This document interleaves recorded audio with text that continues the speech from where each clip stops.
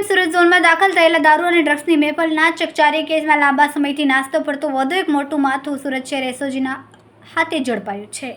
આ ધરપકડથી ડ્રગ્સના આંતરરાષ્ટ્રીય નેટવર્કના તાર ક્યાં સુધી લંબાયેલા છે તે અંગેના ચોંકાવનારા રહસ્યો બહાર આવવાની પ્રબળ શક્યતા છે. એસઓજીની ટીમ સુરત શહેર વિસ્તારમાં પેટ્રોલિંગમાં હતી તે દરમિયાન એએસઆઈ મો મુનાફ ગુલામ રસૂલ અને એએસઆઈ મો સિદ્દીક ગુલામ મોહમ્મદને એક બાતમી મળી હતી કે આ બાતમીના આધારે તુરંત જ કાર્યવાહી કરતા સંગ્રામપુરા તલાવડી પાસેથી કુખ્યાત આરોપી મોહમ્મદ અયાઝ ફિરોઝ અહેમદ પટેલને દબોચી લેવામાં આવ્યો હતો.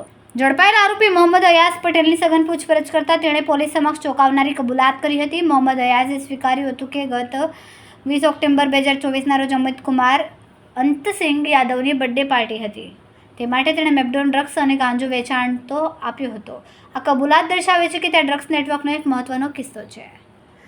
ગત 20 ઓક્ટોબરે સીઆઈડી ક્રાઇમ બ્રાન્ચે ગુપ્ત માહિતીના આધારે મગદલાના કરિશ્મા મોહલ્લામાં આવેલા જલારામ કુટીરના એક ફ્લેટ પર દરોડો પાડ્યો હતો. આ દરોડા દરમિયાન પોલીસને ડ્રગ્સ, હાઇબ્રિડ ગાંજો, વિસ્કીની બોટલ અને બિયરના ટીન સાથે દારૂ, ડ્રગ્સ અને યુવતીઓ સાથેની એક ભવ્ય પાર્ટી ચાલતું હોવાનું માલુમ પડ્યું. આ પાર્ટી શિપમાં નોકરી કરતા અમિત યાદવે પોતાની બર્થડે પાર્ટી નિમિત્તે પોતાના મિત્ર વર્તુળમાંથી આયોજિત કરી હતી. પોલીસે સ્થળ પરથી 9 સ્પા ગર્લ સહિત કુલ 14 આરોપીને રંગે હાથ ઝડપી પાડ્યા હતા.